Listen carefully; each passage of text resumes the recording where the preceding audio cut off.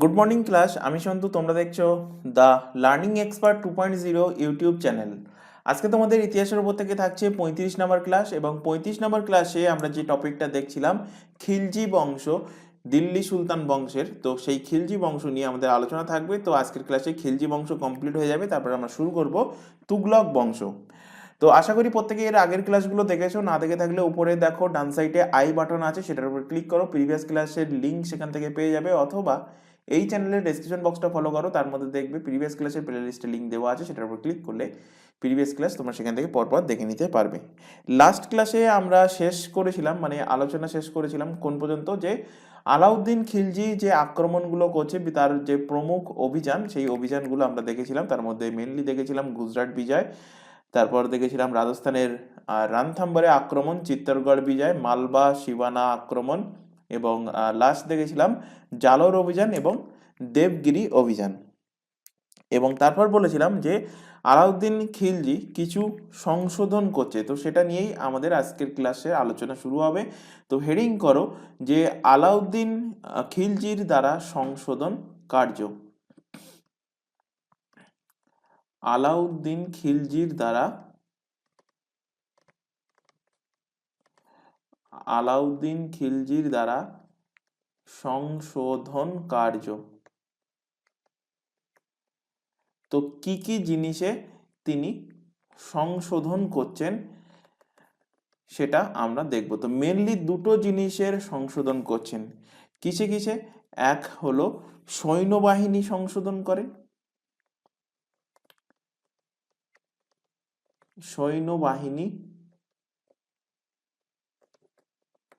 সৈন্যবাহিনীতে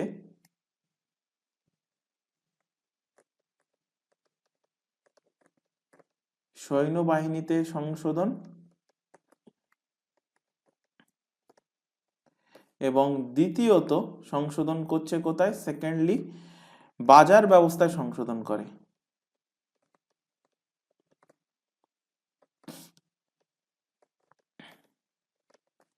বাজার ব্যবস্থায় তিনি কি করছেন?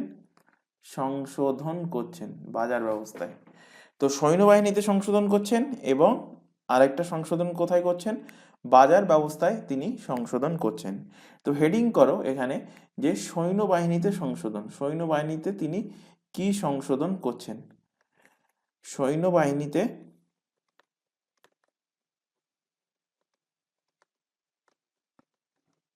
সৈন্যবাহিনীতে কারেকশন বা সৈন্যবাহিনীতে সংশোধন।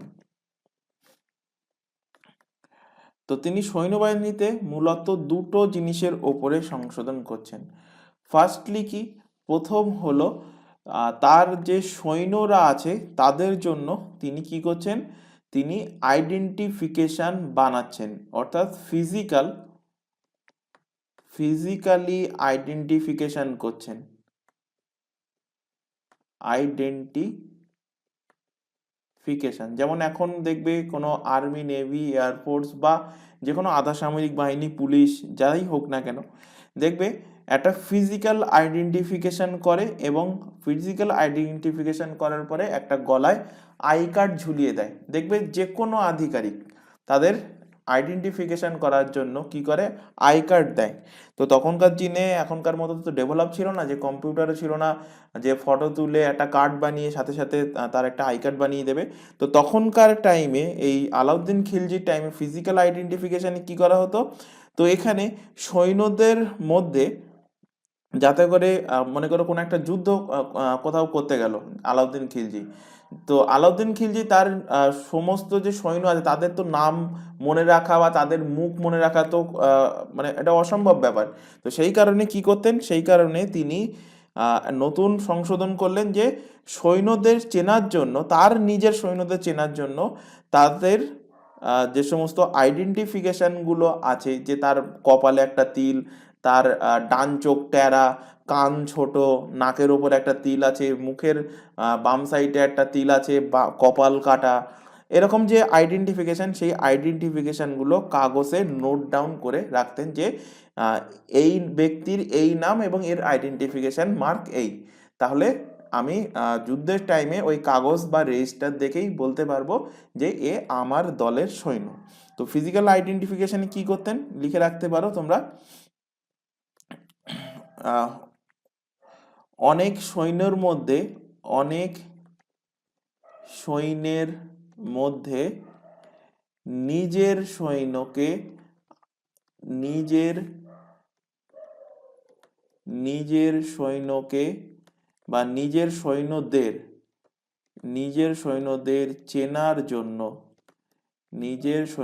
চেনার জন্য তিনি কি করছেন, আইডেন্টিফিকেশন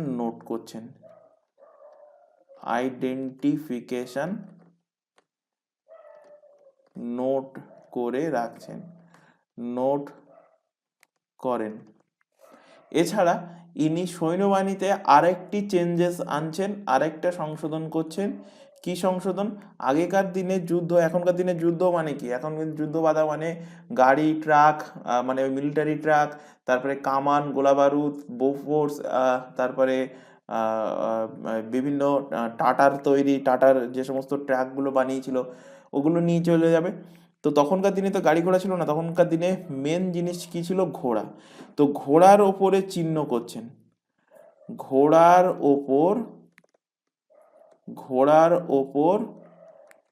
চিহ্নিত করা হতো। তো চিহ্নিত কিভাবে করছে, একটা গরম লোহার একটা স্ট্যাম্প নিচ্ছে, সেই স্ট্যাম্পের ওপরে কোনো একটা লোগো হয়তো ছবি আছে, এবার সেই গরম লোহার জিনিসটা সেটা গরম করছে, গরম করে ঘোড়ার পিঠে স্ট্যাম্প বসিয়ে দিচ্ছে, এবং সেখানে মানে কি তোমার গায়ে যদি একটা লোহার কোনো একটা স্ট্যাম্প গরম করে গায়ের চামড়ার ওপরে বসিয়ে দেওয়া হয়, তো সেখানে ওই লোহার একটা সিম্বল কিন্তু তোমার গায়ে ছেপে যাবে। তো তেমনটাই করা হতো এই আলাউদ্দিন খিলজির টাইমে, যে ঘোড়ার ওপরে কি করা হচ্ছে, ঘোড়ার ওপরে দাগ সিস্টেম কি করা হচ্ছে, দাগ সিস্টেম করা হচ্ছে, অর্থাৎ ঘোড়ার ওপর গরম জিনিস দিয়ে চিহ্ন করা হচ্ছে। তো এই দুটো চেঞ্জেস করা হয়েছে কিসে, সৈন্যবাহিনীর সংশোধনে। আর বাজার সংশোধনে তিনি কি চেঞ্জ করছেন, তো আলাউদ্দিন খিলজির দ্বারা বাজার সংশোধন প্রণালী, লেখো এখানে,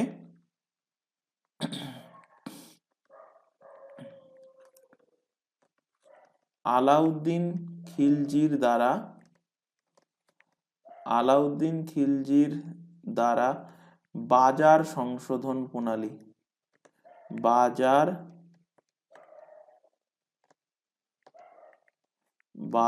সংশোধন, আলাউদ্দিন খিলজির দ্বারা বাজার সংশোধন প্রণালী, আলাউদ্দিন খিলজির দ্বারা বাজার সংশোধন প্রণালী।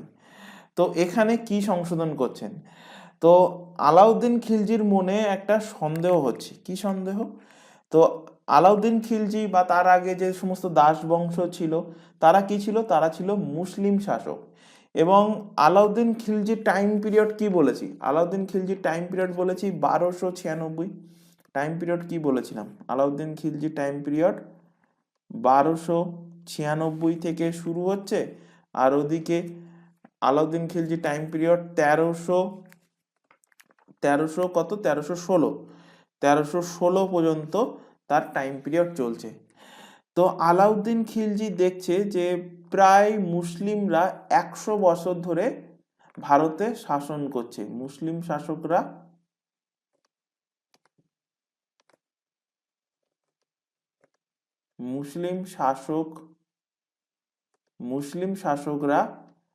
প্রায় 100 বছর ধরে শাসন করছে। কারণ কুতুবুদ্দিন আইবক যখন শাসনভার তার হাতে নিয়েছিলেন, সেটা কত সালে, 1206 খ্রিস্টাব্দে। তো 1206 থেকে 1296 বিয়োগ করো, আর আলাউদ্দিন খিলজির মানে সিংহাসনে বসার সাথে সাথেই তো সংশোধন করেনি, কিছু কয়েক বছর পরে সংশোধন করেছেন। তো প্রায় কিন্তু 100 বছর হয়ে গেছে, তো প্রায় 100 বছর হতে চললো। তো বাজারের অধিকাংশ ব্যাপারী তখনও কিন্তু হিন্দু ছিল। মুসলিম শাসকরা প্রায় 100 বছর শাসন চালানোর পরেও বাজারে তখনও ম্যাক্সিমাম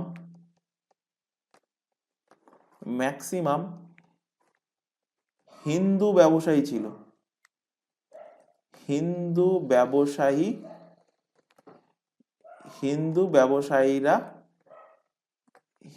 ব্যবসায়ীরা ছিল।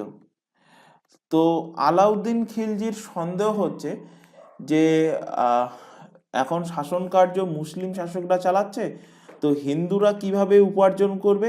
তো হিন্দুরা মুসলিমদের ফাঁকি দেওয়ার জন্য তারা এক এক জায়গায় বাজার দর আলাদা আলাদাভাবে সেখান থেকে তারা মার্কেট থেকে টাকা তুলছে, এই হিন্দু ব্যবসায়ীরা। যেমনটা দেখবে এখনকার দিনেও হয়ে থাকে, ব্যবসায়ীরা 2 নম্বরই করে। দেখবে তোমরা কোনো একটা বাজারে গিয়ে, সাপোজ একটা নর্মাল কাঁচামালের কথাই বলছি, আলুর দামই ধরো বা কপির দামই ধরো, এখনকার শীতকালের বাজারে দেখবে বাজারে মনে করো 5-6 জন সবজি বিক্রেতা বসলো। তো প্রথম জনের কাছে আলুর দাম জিজ্ঞেস করবে, সাপোজ বললো 40 টাকা কিলো। তুমি একটু এগিয়ে গিয়ে 2 জন পরের ব্যবসায়ীর কাছে তুমি আলুর দাম জিজ্ঞেস করবে, সে হয়তো বললো 40 টাকা জায়গায় বললো 38 টাকা কিলো। তো দেখবে দামের ফারাক থাকে। তো এই ফারাক যাতে না হয়, তখনকার দিনেও কিন্তু এরকম 2 নম্বরই ছিল। তো এটা সন্দেহ করছিল যে আলাউদ্দিন খিলজি যে হিন্দু ব্যবসায়ীরা 2 নম্বরই করছে এবং আলাদা আলাদা জায়গায় বাজার দর আলাদা আলাদা। তো সেটাকেই ঠিক করার জন্য আলাউদ্দিন খিলজি কি করছে, নতুন বিভাগের গঠন করছে। তো নতুন কি করছে, নতুন তিনি বাজার বিভাগের গঠন করেন। আলাউদ্দিন খিলজি নতুন বাজার বিভাগ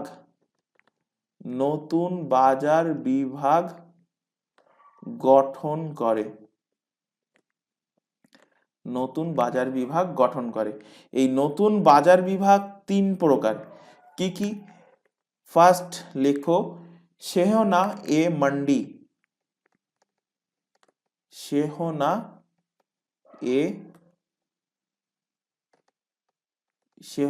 এ মান্ডি। তো সেহনা এ মান্ডি কি ছিল? সেহনা এ মান্ডি এটা 3 প্রকার বাজারের প্রমুখ ছিল। 3 প্রকার বাজার কি কি? আচ্ছা, সেটা একটুখানি আগে বলে দিই 3 প্রকার বাজার কি কি। তার আগে এখানে একটা ছোট ইনফরমেশন দেওয়ার আছে। তোমরা এখন যে ক্লাসটা দেখছো সেটা RRB NTPC 2024-25 prelim and mains special, এবং এর পাশাপাশি ডব্লিউবিসিএস পিএসসির যাবতীয় এক্সাম, পুলিশের এক্সাম এবং এসএসসি প্রত্যেকটা এক্সামের জন্য ইম্পর্টেন্ট হিস্ট্রি ফাউন্ডেশন ব্যাচ তোমরা এখন দেখছো। এর পাশাপাশি আদার্স যে এক্সামের নামগুলো দেখতে পাচ্ছ, পিএসসি ক্লার্কশিপ, পিএসসি মিসলেনিয়াস, এদের মেন্সের ক্লাস আমরা কিছুদিনের মধ্যে শুরু করব। এর পাশাপাশি পুলিশের যাবতীয় এক্সাম, এসএসসির যাবতীয় এক্সামের ক্লাস অলরেডি আমাদের এই চ্যানেলে চলছে। তো এই চ্যানেলে প্রত্যেকটা ক্লাস কিন্তু সম্পূর্ণ ফ্রিতে syllabus wise regularly live class provide করা হচ্ছে। লাইভ ক্লাস অ্যাটেন্ড না করতে পারলে থেকে যায় রেকর্ডেড ফরম্যাটে। সুতরাং রেকর্ডেড হিসেবে ক্লাসগুলো তোমরা তোমাদের সময় মতো কিন্তু দেখে নিতে পারো। তবে প্রত্যেকের কাছে একটা রিকোয়েস্ট থাকছে, কেউ এই চ্যানেলের কোনো ক্লাসকে ডাউনলোড করে দেখবে না। আর এই প্রত্যেকটা এক্সামের জন্য আলাদা আলাদা হোয়াটসঅ্যাপ ব্যাচ ওপেন করা আছে। নিচে হোয়াটসঅ্যাপ নাম্বার শো হচ্ছে, এই নাম্বারে শুধুমাত্র হোয়াটসঅ্যাপ মেসেজে আমাদেরকে ইনফর্ম করবে যে তোমরা কোন ব্যাচে যুক্ত হতে চাও। কেউ এই নাম্বারে নর্মাল কল, ভিডিও কল করবে না। ব্যাচে যুক্ত হওয়ার একটাই বেনিফিট, সেখান থেকে তোমরা ক্লাসের রুটিন, ক্লাসের লিঙ্ক এবং এক্সাম ওরিয়েন্টেড যাবতীয় গুরুত্বপূর্ণ ইনফরমেশন পেয়ে যাবে। এছাড়া এখানে আরও একটা ইনফরমেশন দেবো, তোমরা এখন যে চ্যানেলের ক্লাসটা দেখছো তার নাম দ্য লার্নিং এক্সপার্ট 2.0। এই চ্যানেলেই তোমরা পেয়ে যাবে প্রতিটা এক্সামের জন্য GK, GS, current affairs, reasoning, English এবং ম্যাথের ক্লাস সম্পূর্ণ ফ্রিতে পেয়ে যাবে এই চ্যানেল থেকে। তাই প্রত্যেককে বলছি চ্যানেলটাকে সাবস্ক্রাইব করে বেল আইকনকে অল নোটিফিকেশনে সেট করো। রেগুলার বেসিসে ক্লাস চলছে চ্যানেলটাতে, রেগুলার বেসিসে চ্যানেলটি থেকে ক্লাসগুলো করতে থাকো। আচ্ছা, কি বলছিলাম যে আলাউদ্দিন খিলজি বাজার বিভাগে সংশোধন করার জন্য তিনি নতুন 3টে বিভাগের গঠন করেন। তার মধ্যে বললাম সেহানা এ মান্ডি। এই সেহানা এ মান্ডি 3 প্রকার বাজারের প্রমুখ ছিল। তো সেই 3 প্রকার বাজার কি কি একটুখানি আগে আমরা দেখিনি, 3 প্রকার বাজার কি কি। তো আলাউদ্দিন খিলজি, লেখো আলাউদ্দিন খিলজির সময় তিন প্রকার বাজার, তিন প্রকার বাজার কেমন ছিল? তিন প্রকার বাজার ব্যবস্থা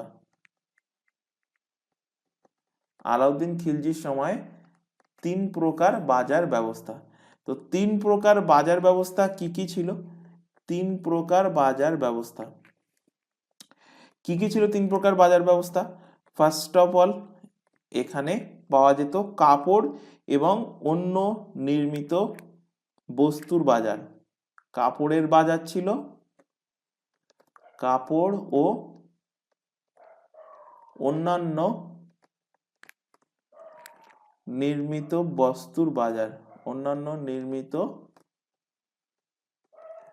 বস্তুর বাজার, এটা একটা টাইপের বাজার ছিল। সেকেন্ড টাইপের বাজার কেমন ছিল? এখানে খাওয়ার জিনিস পাওয়া যেত, মানে মেনলি গ্রোসারি আইটেম পাওয়া যেত। খাদ্য ও সবজির বাজার, খাদ্য ও সবজির বাজার বলতে পারো গ্রোসারি আইটেমের বাজার। তৃতীয় টাইপের বাজার কেমন ছিল? তৃতীয় টাইপের বাজারে এখানে ঘোড়াকে কেনা বেচা করা হতো, মহিষকে কেনা বেচা করা হতো। ঘোড়া এবং মহিষের সাথে দাসদেরও কিন্তু কেনা বেচা করা হতো। তো এই বাজারটা ছিল কি?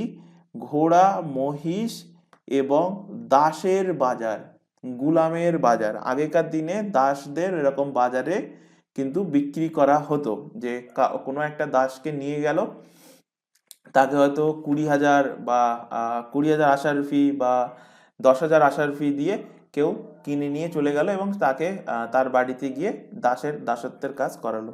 তো এই তিন প্রকার বাজার ছিল। এই তিন প্রকার বাজারের প্রমুখ কে ছিল? তিন প্রকার বাজারের প্রমুখ ছিল এই শেহানা এ মান্ডি। তো এটা ছিল শেহানা মান্ডি কি ছিল? তিন প্রকার বাজারের প্রমুখ, তিন প্রকার বাজারের প্রমুখ। তো তিন প্রকার বাজার কি কি? আশা করি তোমরা বুঝতে পেরেছো।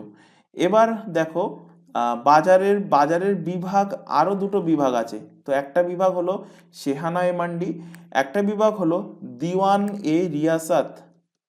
এইটা বহুবার এক্সামে কোশ্চেনে দিয়েছে, দিওয়ান এ রিয়াসাত,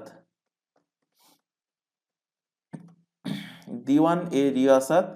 এবং আরেকটি লিখে নাও, বারিদ এ মান্ডি।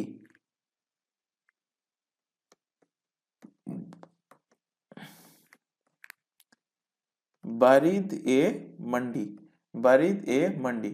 তো তিন প্রকার কি ছিল? তিন প্রকার বিভাগ গঠন করেছিল আলাউদ্দিন খালজি, শেহানা এ মান্ডি, দিওয়ান এ রিয়াসাত এন্ড বারিদ এ মান্ডি। এছাড়া বাজার বিভাগ এবং সৈন্য সংশোধনের পাশাপাশি আলাউদ্দিন খিলজি ভূমি সংশোধনও করেছিলেন। তো নেক্সট লেখো, আলাউদ্দিন খিলজি ভূমি সংশোধন। আলাউদ্দিন খিলজির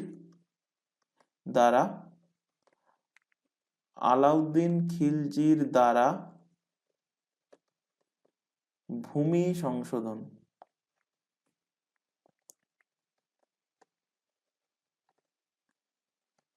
আলাউদ্দিন খিলজির দ্বারা কি? ভূমি সংশোধন। তো ইনি কিভাবে ভূমি সংশোধন করছেন? তো ইনি ভূমি কর 50% নেওয়ার ঘোষণা করে দিয়েছেন। ইনি কি ঘোষণা করেছেন? যে ভূমির জন্য যে ট্যাক্স, ল্যান্ড রেভিনিউ, ইনি ভূমি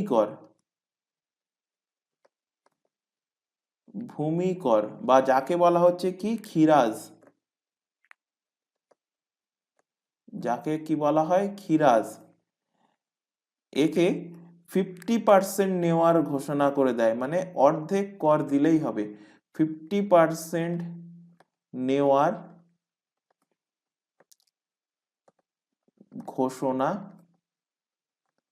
ঘোষণা করেন। এই ভূমিকর কি কি টাইপের ভূমিকর ছিল? ভূমিকর বা খিরাস কি কি টাইপের ছিল? তো ছিল, দেখো, জাবিতা আর মাসাহাত। জাবিতা জাবিতা এবং মাসাহাত মাসাহাত এই দুটো টাইপের কি ছিল, ভূমি কর ছিল। এছাড়া তিনি ভূমি সংশোধনের জন্য কি করছেন, তিনি বাড়ি তৈরি করার যে কর, অর্থাৎ তাকে বলা হচ্ছে কি আবাস কর, আবাস কর, এই আবাস কর তিনি নিচ্ছেন। বাড়ি তৈরি করলে ট্যাক্স দিতে হবে। তার নাম কি, তার নাম হলো ঘরি।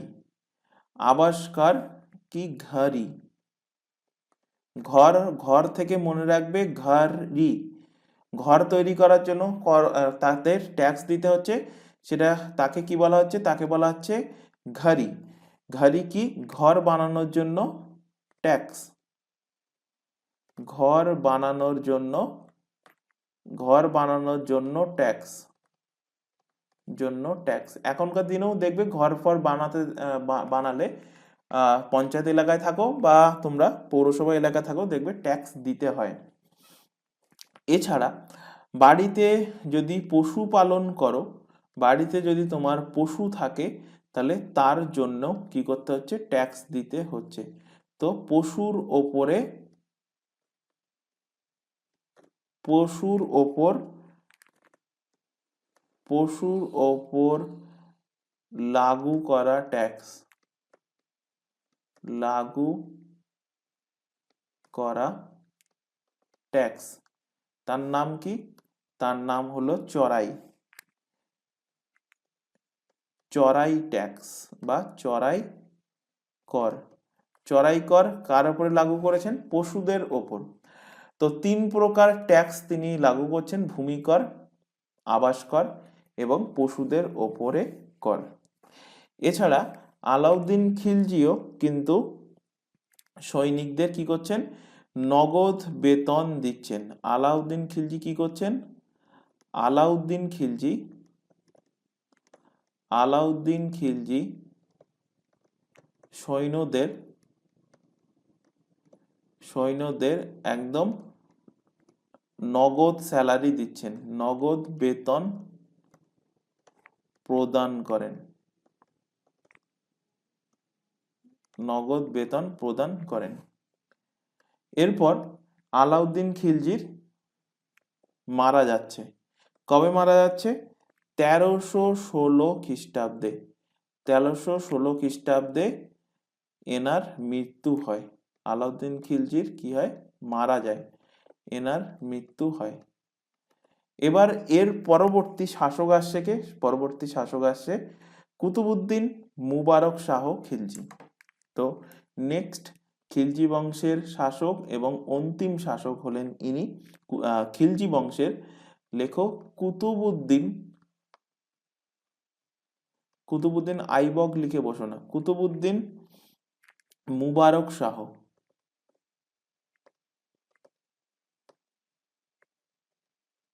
খিলজি।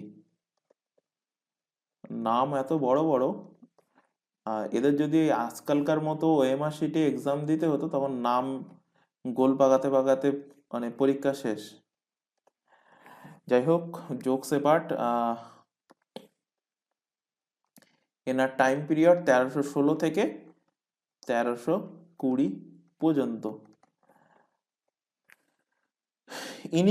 ইনি হলেন খিলজি বংশের অন্তিম শাসক।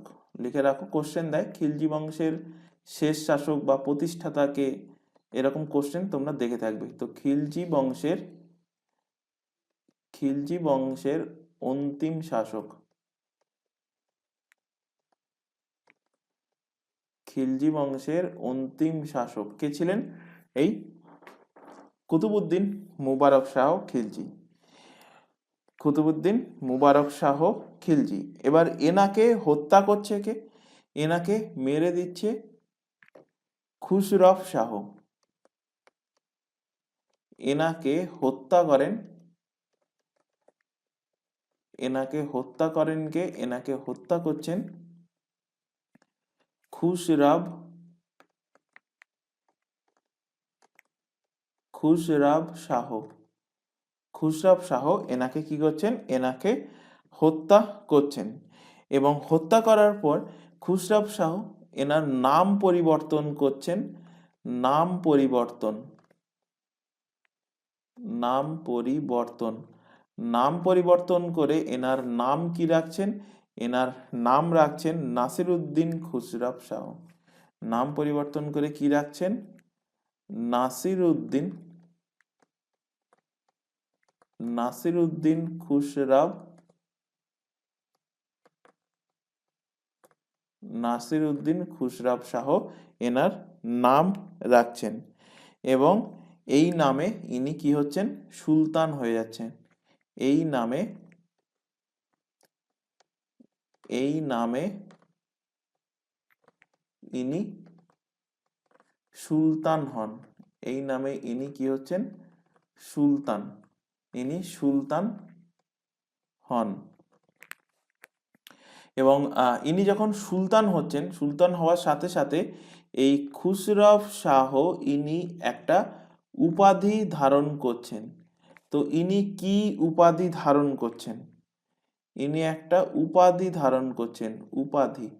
তো ইনি কি উপাধি ধারণ করছেন, তো এনার ধারণ করা উপাধি হলো পেগম্বরের সেনাপতি। পেগম্বর,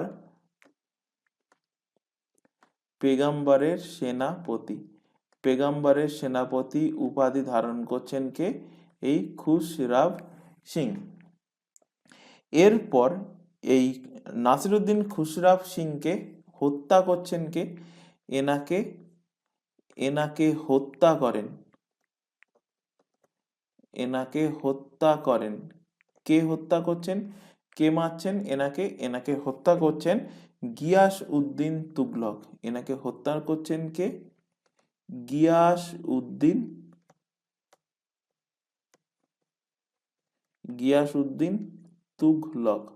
এবং গিয়াস উদ্দিন তুগলক এনাকে হত্যা করে নতুন আরেকটি ডাইনেস্টির উদ্ভব ঘটছেন, তার নাম হলো তুগলক ডাইনেস্টি, অর্থাৎ তুগলক বংশ।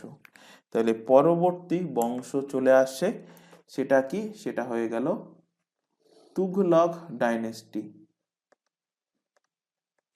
তুগলক বংশ। টাইম পিরিয়ড 1320 থেকে 1412, বা অনেক বইতে লেখা থাকে 1414। তো 1412 এবং 1414-র মধ্যে কি তফাৎ আছে সেটা আমরা যখন তুগলক বংশ কমপ্লিট করব লাস্টের দিকে, তখন আমরা আলোচনা করব যে কেন আমি 1412 বারবার লিখছি। আচ্ছা, এখান থেকে সবার প্রথমে যে কোশ্চেন চলে আসবে সেটা কি, সেটা হলো যে দিল্লির সুলতান বংশের রাজত্ব করা সব থেকে বড় বংশ কোনটি, দিল্লির সুলতান বংশের, সুলতান বংশের সব থেকে বেশি দিন শাসন করা, সব থেকে বেশি দিন শাসন করা বংশ হয়ে যাবে কি, তুগলক বংশ। প্রায় এরা 94 ইয়ার্স কিন্তু শাসন করেছিল। আর এর আগে আমরা যে খিলজি বংশ পড়ে আসলাম, সেটা দিল্লির সুলতান বংশে সব থেকে কম দিন শাসন করা বংশ। এক্সামে এখান থেকে সরাসরি কোশ্চেন তোমাদের চলে আসবে।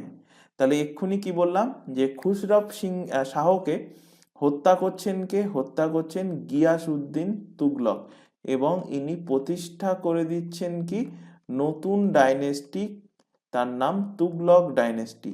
তো হেডিং করো গিয়াস উদ্দিন তুগলক, গিয়াস উদ্দিন তুগলক। গিয়াস উদ্দিন তুগলক এনার টাইম পিরিয়ড 1320 থেকে 1320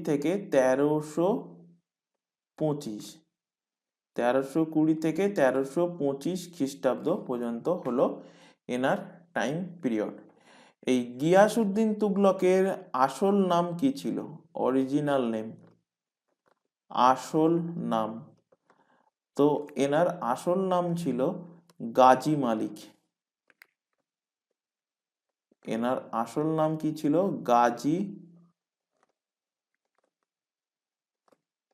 গাজী মালিক ছিল এনার আসল নাম। ইনি শাসক হওয়ার সাথে সাথেই কি করছেন? আলাউদ্দিন খিলজির দ্বারা সংশোধন করা ভূমি সংশোধনের ওপর তিনি কি করছেন? তিনি ব্যান লাগাচ্ছেন। তো ইনি শাসক হওয়ার সাথে সাথেই ইনি ইনি শাসক হওয়ার সাথে সাথেই ইনি শাসক হওয়ার সাথে সাথেই আলাউদ্দিন খিলজির আলাউদ্দিন আলাউদ্দিন খিলজির ভূমি সংশোধনের ওপর প্রতিবন্ধ লাগাচ্ছেন, অর্থাৎ ব্যান লাগাচ্ছেন। সংশোধনের ওপর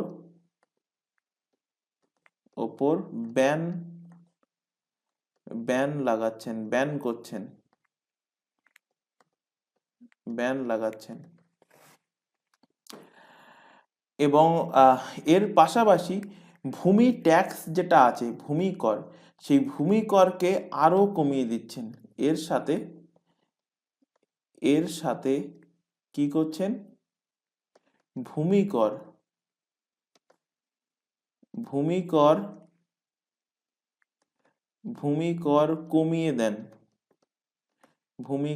কমিয়ে দেন। কতটা কমিয়ে দিচ্ছেন ভূমি কর? তো ভূমি কর কমিয়ে দিয়ে 1/10 বা 1/11 করে দেন। 1/10 বা 1/11 করে দিচ্ছেন। এর পাশাপাশি গিয়াসউদ্দিন তুগলক একটা নতুন শহরের প্রতিষ্ঠা করছেন। কোন শহর?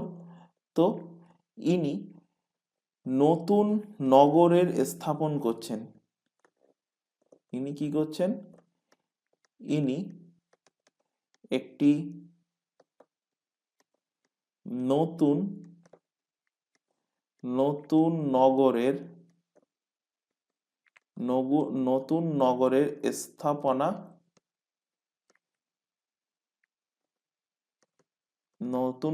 স্থাপনা করেন। তার নাম কি? তার নাম হলো তুঘলকাবাদ।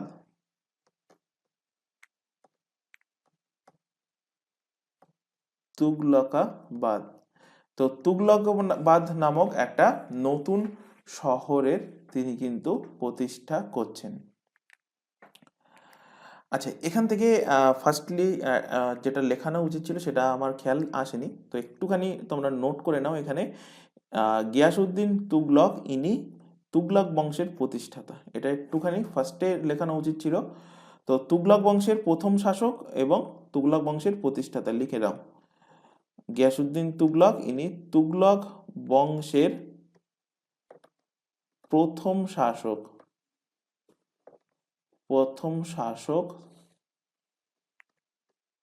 ও প্রতিষ্ঠাতা বা সংস্থাপক। তুগলক বংশের প্রতিষ্ঠাতাকে এই গিয়াসউদ্দিন তুগলক। এবার গিয়াসউদ্দিন তুগলক ইনিও অন্যান্য রাজার মতো আশেপাশে ক্ষেত্র জয় করার জন্য যাচ্ছেন। তো ইনি যাচ্ছেন কোথায়? ইনি যাচ্ছেন বিহার ও বাংলা। তো গিয়াসউদ্দিন তুগলক কি করছে? গিয়াসউদ্দিন তুগলক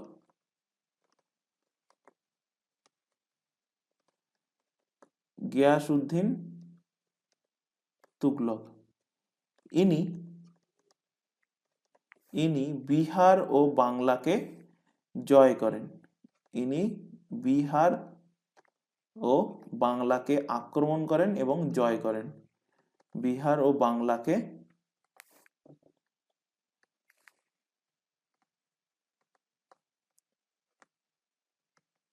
ইনি বিহার এবং বাংলাকে জয় করছেন। কে? এই গিয়াসউদ্দিন তুগলক। কত সালে তিনি বিহার এবং বাংলাকে জয় করছেন? 1325 খ্রিস্টাব্দে।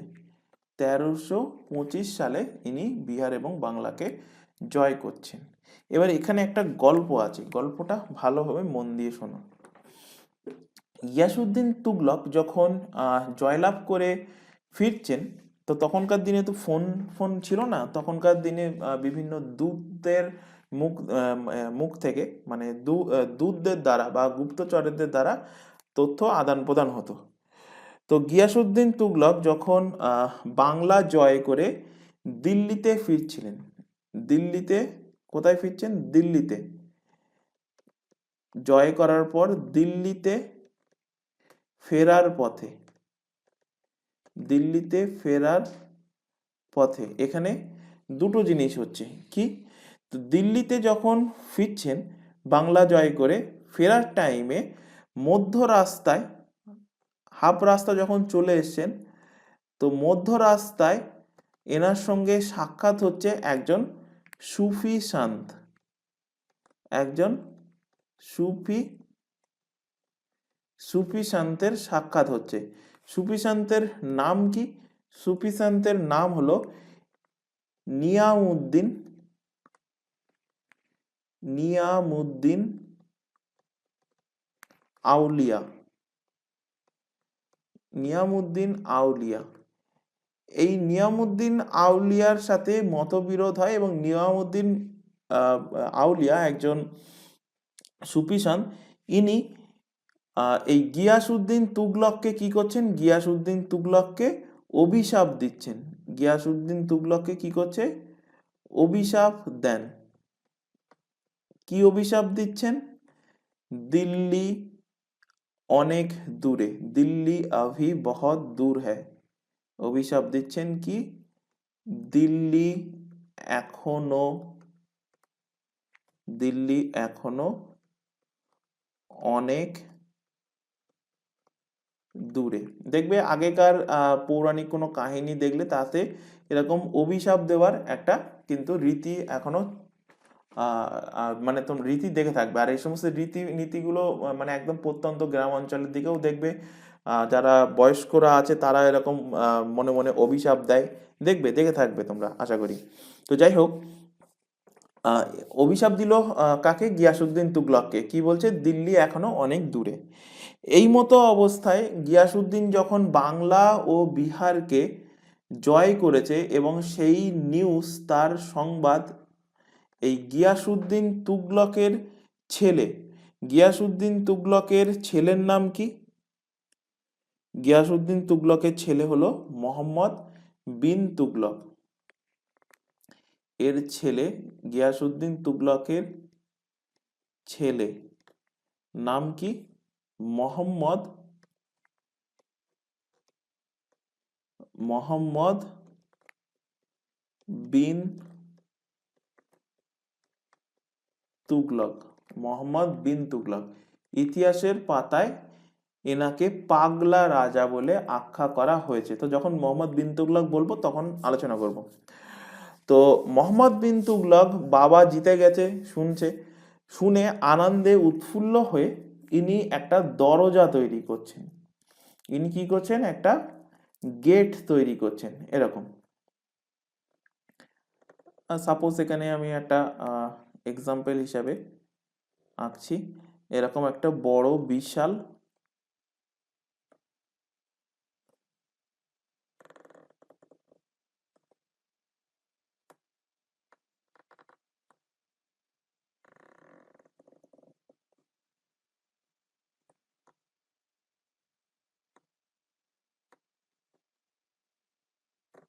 এরকম একটা বড় বিশাল গেট বানাচ্ছেন।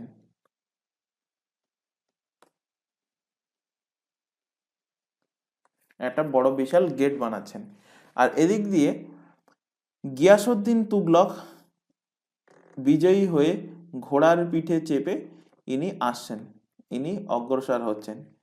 এবার মোহাম্মদ বিন তুগলক বলছে যে বাবা তোমার জন্য আমি একটা, যেহেতু তুমি বাংলা বিহার জয় করে এসছো, তোমার জন্য একটা গেট বানিয়েছি, তুমি এই গেটের নিচে এসে দাঁড়াও, তোমাকে বরণ করা হবে।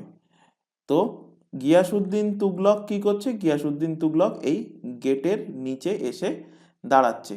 গিয়াসুদ্দিন তুগলক এই গেটের নিচে এসে দাঁড়াচ্ছে, এবং যখনই গিয়াসউদ্দিন তুগলক এই গেটের নিচে এসে দাঁড়ান, গেট ভেঙে তোমরা আগেকার পুরানো রাজবাড়ি তোমরা আশা করি প্রত্যেকে দেখেছো, এবং এটা তো রাজবাড়ি না, জমিদার বাড়ি হয়তো দেখেছো। তো জমিদার বাড়িতে দেখবে, জমিদার বাড়ি বা রাজবাড়ি, সেখানে দেখে থাকবে তাদের যে গেট, মানে দরজার যে গেট, সেই গেটগুলো কিন্তু এখনকার দিনে তো নর্মাল বাড়িতে 6 ফুট কি 6.5 ফুটের দরজা থাকে, এবং তখনকার দিনের গেট দেখবে প্রায় 2 তলা 3 তলা 4 তলা বাড়ির সমান এরকম উঁচু উঁচু গেট থাকতো।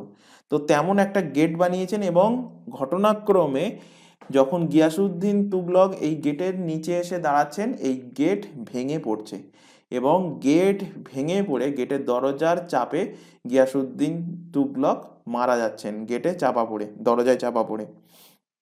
এবং 1325 সালে, 1325 সালে এই গেটটা কোথায় বানিয়েছেন? 1325 সালে, 1325 সালে আফগানপুর গ্রামে, আফগানপুর গ্রামে, আফগানপুর গ্রামে গিয়াসউদ্দিন তুগলকের মৃত্যু হয় গেটে চাপা পড়ে। গিয়াসউদ্দিন দরজায় চাপা পড়ে, দরজায় চাপা পড়ে মারা যান, দরজায় চাপা পড়ে মারা যান। কত সালে?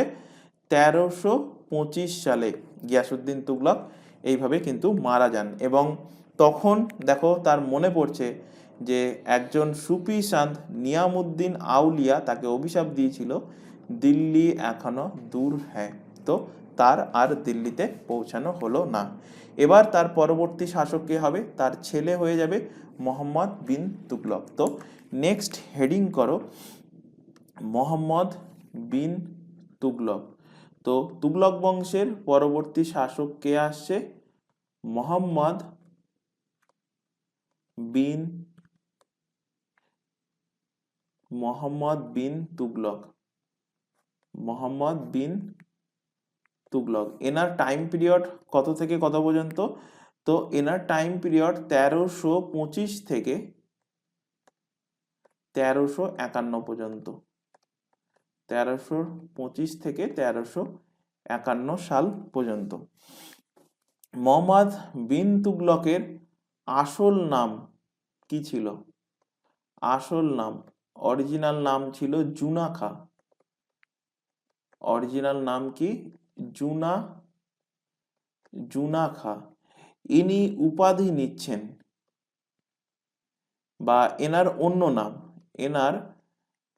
এনার অন্য নাম, আদার্স নাম কি কি ছিল? মোহাম্মদ বিন তুগলক অন্য কি কি নামে পরিচিত ছিল? তো এনাকে বলা হতো কি? এনাকে বলা হতো রক্ত পিপাসু। এনাকে কি বলা হতো? রক্ত পিপাসু, খুন কা পিপাসা, রক্ত পিপাসু। এছাড়া এনাকে কি বলা হতো? এনাকে বলা হতো অসফল সুলতান। এনাকে কি বলা হতো? অসফল সুলতান, অসফল সুলতান নামে ইনি পরিচিত ছিলেন। এছাড়া ইনি পাগলা রাজা, বহুবার এক্সামে কোশ্চেন দিয়েছে যে পাগলা রাজা নামে পরিচিত কে? পাগলা রাজা নামে পরিচিত মোহাম্মদ বিন তুগলক। পাগলা রাজা বা পাগলা শাসক বা পাগল শাসক নামে পরিচিত ছিলেন। পাগল না হলে তার বাবাকে এইভাবে মেরে ফেলতো না। আর এছাড়া ইনি অন্তবিরোধের মিশ্রণ নামেও পরিচিত ছিলেন।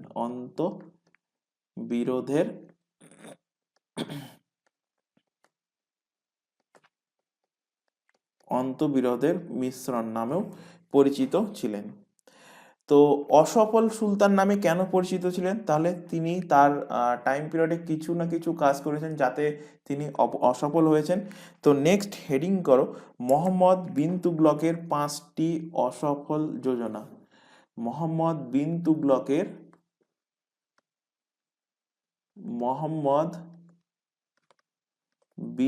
তুগলকের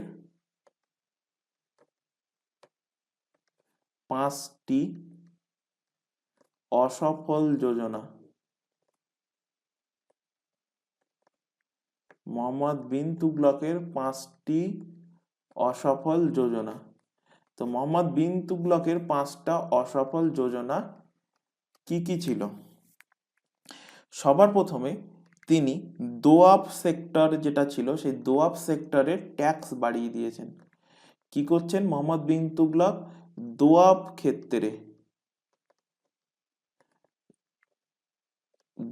ক্ষেত্রে কর বাড়িয়ে দেন। দোয়াব ক্ষেত্রে কর বাড়িয়ে দেন, ট্যাক্স বাড়িয়ে দিচ্ছেন দোয়াব ক্ষেত্রে। দোয়াব ক্ষেত্র বলতে কি? দোয়াব ক্ষেত্র বলতে দুটো নদীর মধ্যবর্তী এরিয়া। তো দুটো নদীর মধ্যবর্তী এরিয়াতে, সেখানে দোয়াব এরিয়াতে সব থেকে বেশি কি হয়, ফসল উৎপন্ন হয়, কারণ জমি সেখানকার খুব উর্বর হয়। তো সেই ক্ষেত্রে কি করছে? সেই ক্ষেত্রে তিনি কর বাড়িয়ে দিচ্ছে। ভালো কথা। তো কর বাড়িয়ে দিয়েছে কিন্তু তার কপাল এতটাই খারাপ, যে বছর কর বাড়িয়ে দিয়েছে সেই বছরই সেখানে কি হয়েছে? সেখানে খরা হয়েছে, সেখানে আকাল হয়েছে। তো যে বছর, লিখে রাখো, যে বছর তিনি ট্যাক্স বাড়িয়েছেন,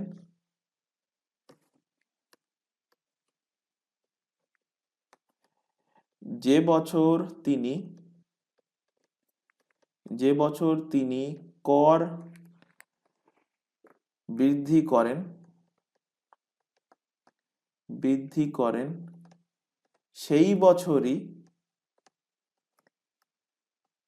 বছরই অকাল হয়। সেই বছরই অকাল অর্থাৎ খরা, সেই বছরই খরা হয়ে যায়। ফলে সেখানকার লোক ট্যাক্স দিতে পারেনি।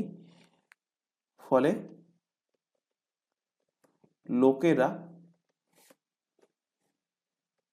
লোকেরা ট্যাক্স দিতে পারে না। যদিও আগেকার মতো, মানে সাপোজ এক্সাম্পল হিসাবে, যে ট্যাক্স ছিল, সাপোজ ধরো এখনকার সাথে আমি রিলেট করে বলছি 20 টাকা, মনে করো এখনকার মানে এখনকার টাইমে রিলেট করছি, যে সাপোজ ধরো ট্যাক্স ছিল 20 টাকা, আর ট্যাক্স বাড়িয়ে সে হয়তো 100 টাকা করে দিল। তো লোকে যখন 100 টাকা ট্যাক্স শুনেছে, তো সেই টাইমে খরা হওয়ার ফলে ওই 20 টাকা তো দূরে যাক, 20 টাকা হয়তো খরা হলেও তারা ট্যাক্স দিত, তো কিছু না কিছু তো ইনকাম হতো। তো 20 টাকাও দেয়নি, মানে টোটাল কোনো টাকাই দেয়নি 100 টাকা হওয়াতে। তো এর ফলে কি হচ্ছে, তার এই যে যোজনা, এই যোজনা অসফল হয়ে যাচ্ছে। পরবর্তী যোজনা কি ছিল? নেক্সট যোজনা, সেকেন্ড যোজনা ছিল, ইনি তার রাজধানী স্থানান্তর করেন। ইনি রাজধানীকে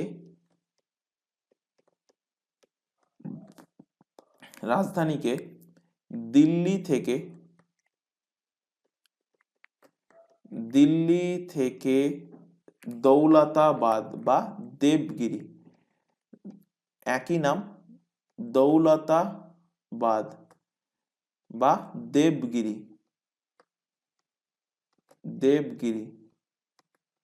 দেবগিরিতে স্থানান্তর করেন।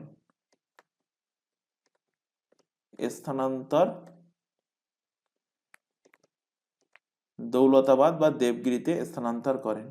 বহুবার এখান থেকে এক্সামে কোশ্চেন দিয়েছে, কে তার রাজধানী, দিল্লির কোন সুলতান তার রাজধানী দিল্লি থেকে দৌলতাবাদে নিয়ে গেছেন? তো অ্যান্সার হবে মোহাম্মদ বিন তুগলক। বা এইভাবে কোশ্চেন দিয়েছে, মোহাম্মদ বিন তুগলক তার রাজধানী দিল্লি থেকে কোথায় নিয়ে গিয়েছিলেন?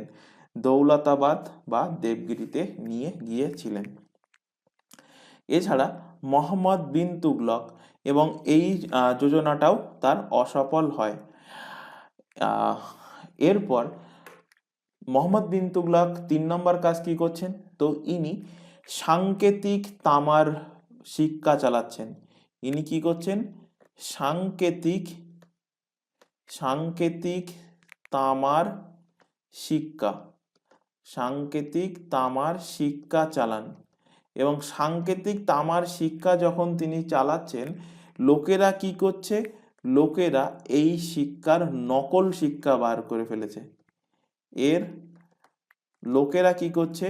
লোকেরা লোকেরা এর নকল বার করে, নকল শিক্ষা বার করে, এবং বাজারে কোনটা আসল এবং কোনটা নকল সেটা আর বোঝা যাচ্ছে না, নকল শিক্ষা বার করে। তো এর ফলে এই যোজনাটাও হয়ে যায় কি? অসফল। 4 নম্বর এবং 5 নম্বর যোজনা কি? 4 নম্বর যোজনা হলো খুরাসান অভিযান। খুরাসান অভিযান এবং 5 নম্বর হলো করাচিন অভিযান। খুরাসান অভিযান এবং করাচিন অভিযান, এই দুটো অভিযানও কিন্তু অসফল হয়। এ দুটোও কি হয়ে যায়? এ দুটোই অসফল হয়। তো মোহাম্মদ বিন তুগলকের 5টা অসফল যোজনা। এবার এই মোহাম্মদ বিন তুগলক যখন শাসক আছেন, এনার টাইমে মরক্কো থেকে একজন আসছেন। তো লেখো এখানে মোহাম্মদ বিন তুগলকের সময়, মোহাম্মদ বিন তুগলকের সময়, বহুবার এক্সামে কোশ্চেন দিয়েছে, ইম্পর্টেন্ট কোশ্চেন মনে রাখবে। মোহাম্মদ বিন তুগলকের সময় মরক্কো থেকে ভারতে আসা যাত্রী, মরক্কো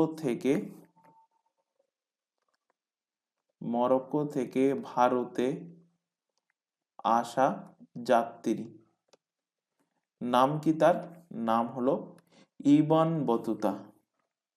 ইবন বতুতা এক্সামে বহুবার কোশ্চেন দিয়েছে যে ইবন বতুতা কার সময় ভারতে এসেছেন। তো ইবন বতুতা ভারতে এসেছেন কার সময়?